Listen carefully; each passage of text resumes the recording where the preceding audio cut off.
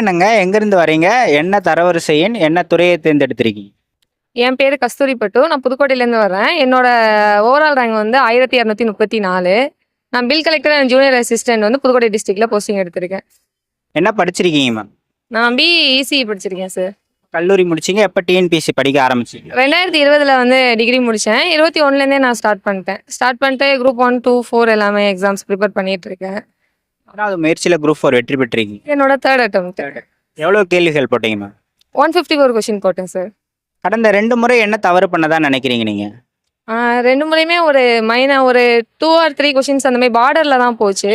So அதுக்கேற்ற மாதிரி revision பண்ணேன். ஸோ திரும்ப திரும்ப வந்து படித்து நம்ம ரிப்பீட் ரிவிஷன் பண்ணனால இந்த டைம் என்னால் உள்ள போக முடிஞ்சிச்சு. தமிழ் எந்த மாதிரி படிச்சீங்கன்றத சொல்லுங்க. தமிழ் ரொம்ப கடினமாக இருந்தது இல்லையா நீங்க எழுதும்போது? தமிழுக்கு என்ன மாதிரியான புத்தகங்கள் படிச்சீங்க? வெளி புத்தகங்கள் எதுவும் படிச்சீங்களான்றத சொல்லுங்க. வெளி புத்தகங்கள் எங்கள் இன்ஸ்டியூட் புக் படித்தேன் சார். அப்புறம் ஸ்கூல் புக்ஸு. ஸோ இதுலேயே நான் ஓவரால் படித்தேன். அவள் ஸ்கூல்லேருந்தே தமிழ்னா கொஞ்சம் இன்ட்ரெஸ்டட் அதிகம். ஸோ நான் அதிகபட்சம் நான் தமிழ் தான் நிறையா டைம் படிப்பேன். போர் அடித்தாலுமே நான் தமிழ் தான் அதிகமாக படிப்பேன். இலக்கணங்கள்லாம் எந்த இதில் புரிஞ்சு படிச்சீங்களா? எப்படி படிச்சீங்கன்னு சொல்லுங்க. இலக்கணமும் புரிஞ்சுதான். பேசிக்காகவே 6லேருந்து 12th வரைக்குமே நான் இலக்கணம் நல்லாவே புக்ஸில் ஃபுல்லாகவே படிச்சுட்டேன். ஸோ அதனால எனக்கு இலக்கணம் ஈஸியாக தான் இருந்துச்சு. சின்ன வயசுலேருந்தே இலக்கணம் தமிழ்னா கொஞ்சம் பிடிக்கும். ஸோ அதனாலே கொஞ்சம் போட்டுட்டேன். மேக்ஸ் எந்த மாதிரி படிச்சீங்க? ஆப்டிடியூட், ரீசனிங் ரெண்டுமே சொல்லுங்க. மேக்ஸ் கொஞ்சம் மாடரேட் தான். அதிகமாக இது பண்ண மாட்டேன். ஸோ நிறையா ப்ராக்டிஸ் பண்ணேன். ஸோ எந்த டாபிக் எனக்கு ரொம்ப லேக் ஆகுறனோ அந்த டாப்பிக்கை நான் அதிகமாக வந்து ப்ராக்டிஸ் பண்ணேன்.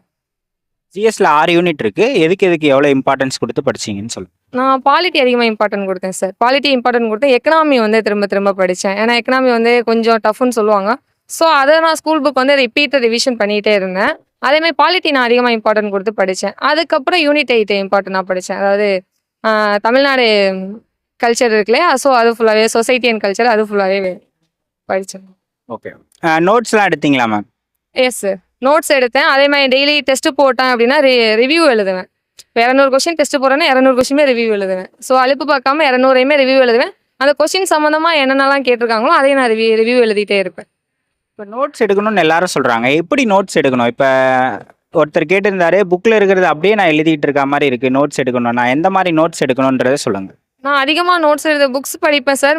ஓரளவு நோட்ஸ் எடுத்துட்டு அதுக்கப்புறம் நான் ரிவ்யூ தான் சார் நிறையா எழுதுவேன். இப்போ ஒரு கொஸ்டின் டெஸ்ட் போடுறோம் அப்படின்னா 200 கொஸ்டினையுமே எடுத்து நான் எழுதுவேன். ரிவ்யூ எப்படி எழுதுவேன்னா அந்த கொஸ்டின் சம்மந்தமாக இருக்க எல்லாத்தையுமே எழுதுவேன். இப்போ ஒரு கொஸ்டின் தான் இருக்கும். அந்த கொஸ்டின் சம்மந்தமாக நிறையா இருக்கும். ஸோ அந்த நிறையாத்தையுமே நான் ரிவ்யூ எழுதுவேன். அந்த ரிவ்யூ நோட்டை நான் ரிப்பீட்டடாக நான் படிச்சுட்டே இருந்தேன் சார். ரிப்பீட் ரிவிஷன் ரிவ்யூ நோட்டை நிறையா படிப்பேன். இப்போ பிஒய்க்கு இருக்கு இல்லையா மேம், அதை எப்படி அனலைஸ் பண்ணணும் அப்படின்னு சொல்லுங்கள். ப்ரீவியஸ் இயர் கொஸ்டின்ஸ் வந்து ஒரு நாளைக்கு ஒரு 7 கொஸ்டின் பிரித்து வச்சுருப்போம் சார். இப்போ வந்து ஜாகிரஃபினா ஒரு 1 டே அந்த மாதிரி வந்து நான் பிரித்து வச்சுருந்தேன். யூனிட் வைஸ் அந்த ப்ரீவியஸ் கொஸ்டின் வந்து எடுத்து வச்சுருந்தேன். லாஸ்ட்டு 5 இயர்ஸ் மட்டும் தான் நான் கொஸ்டின்ஸ் பார்த்தேன். ஸோ அதுக்கு மேலே நான் பார்க்கல ப்ரீவியஸ் இயர் கொஸ்டின்ஸு. உங்களோட 1 டே ஸ்டடி பிளான் என்னவாக இருக்கும்? ரொம்ப தூக்கம் வர மாதிரி இருந்தால் தமிழ் படிப்பேன் சார். ஜிஎஸ்க்கு வந்து ஒரு 2 மணி நேரம் 3 மணி நேரம் ஒதுக்குவேன். ஒரு நாளைக்கு 3 சப்ஜெக்ட்டுமே எடுக்கிற மாதிரி படிச்சிடுவேன். மேக்ஸு, தமிழ், ஜிஎஸ் 3மே எடுக்கிற மாதிரி படிச்சிடுவேன். ரொம்ப தூக்கம் வர மாதிரி இருந்துச்சுன்னா மேக்ஸ் போடுவேன். இல்லை ரொம்ப போர் அடிக்கிற மாதிரி இருந்தால் தமிழ் எடுத்து ப்ரிப்பேர் பண்ண ஆரம்பிச்சிடுவேன். இல்லை அப்படின்னா ரிவிஷன் பண்ண ஆரம்பிச்சிடுவேன். போர் அடிக்குது படிக்க முடியல அப்படின்னா ரிவிஷன் பண்ண ஆரம்பிச்சிடுவேன். இப்போ ரொம்ப யங்ஸ்டராக இருக்கீங்க இல்லையா? இப்போ படிக்கிற காலகட்டத்தில் செல்ஃபோன் உங்களுக்கு ஒரு தடையாக இருந்ததா, இல்லை எப்படி இருந்துச்சுன்னு சொல்லுங்கள். என்கிட்ட இன்ஸ்டா கிடையாது. ஸோ நான் எவ்வளோ பெரிய எது இருந்தாலும் வந்து நான் யூடியூப்பில் தான் பார்ப்பேன். எந்த சேனலாக இருந்தாலும் யூடியூப்பில் தான் நான் ஸ்டடீஸ்க்கான சேனல் பார்ப்பேன். இன்ஸ்டான்ட் இல்லை, ஃபேஸ்புக் எதுவுமே கிடையாது. அதிகமாக மொபைல் ஃபோன் நான் யூஸ் பண்ணுறதுக்கு சான்ஸ் இல்லை. எக்ஸாம் ஹாலில் எதுவும் மிஸ்டேக் பண்ணீங்களா? என்னென்ன மிஸ்டேக்ஸ்லாம் எக்ஸாம் ஹாலில் பண்ணக்கூடாதுன்னு சொல்லுங்கள். எக்ஸாம் காலையில் நான் மிஸ்டேக் பண்ணலை. ஏன்னா எங்களுக்கு கோச்சிங்கில் நான் ப்ரிப்பேர் பண்ண வரைக்குமே ஓஎம்ஆர் ப்ராக்டிஸ் நாங்கள் நிறையாவே எடுத்துட்டோம். ஸோ அதனால் எக்ஸாம் காலையில் ஓஎம்ஆர் ப்ராக்டிஸ்னால நான் எந்த தப்புமே நான் பண்ணலை. அதுக்காக கொஷின் பேப்பர் டஃப்பாக இருக்கும்போது அந்த ப்ரெஷர் எப்படி ஹேண்டில் பண்ணுவீங்க மேம்? அந்த கொஞ்சம் ப்ரெஷராக தான் சார் இருந்துச்சு. சரி எப்படியோ போட்டணும், எப்படியாச்சும் உள்ளே போயிடணும், பதட்டப்படாமல் போட்டேன். படித்த கொஸ்டினை கரெக்டாக தெளிவாக போடணுன்ட்டு போட்டேன். தமிழ், மேக்ஸ், ஜிஎஸ் எவ்வளோ கேள்விகள் போட்டீங்க நீங்கள்? நான் மொத்தமாக சேர்த்து 154 கொஸ்டின்ஸ் போட்டேன் சார். நீங்கள் என்ன மெசேஜ் சொல்லுவீங்க படிக்கிற ஆஸ்பிரண்ட்ஸ்க்கு? படிக்கிற ஆஸ்பிரண்ட்டுக்கு சில பேர் வந்து 1 இயர் படிப்பாங்க. ஸோ அதுக்கப்புறம் வேணாம் சரி வராது அப்படின்னு சொல்லிட்டு விட்டுருவாங்க. ஸோ அது இல்லாமல் கொஞ்சம் ஃபோக்கஸ் பண்ணி கொஞ்சம் கன்சிஸ்டன்சியாக படித்தாங்க அப்படின்னா கண்டிப்பாக உள்ளே போகலாம். கடந்த 2 தோல்வி உங்களுக்கு என்ன லெசன் சொல்லி கொடுத்ததுன்னு நினைக்கிறீங்க மேம்? 2 தோல்வியுமே நான் இன்னும் கொஞ்சம் பெட்டராக பண்ணியிருக்கலாம் அப்படின்னு தான் தோணுச்சு. என்ன தான் நான் ப்ளேம் பண்ணுவேன்.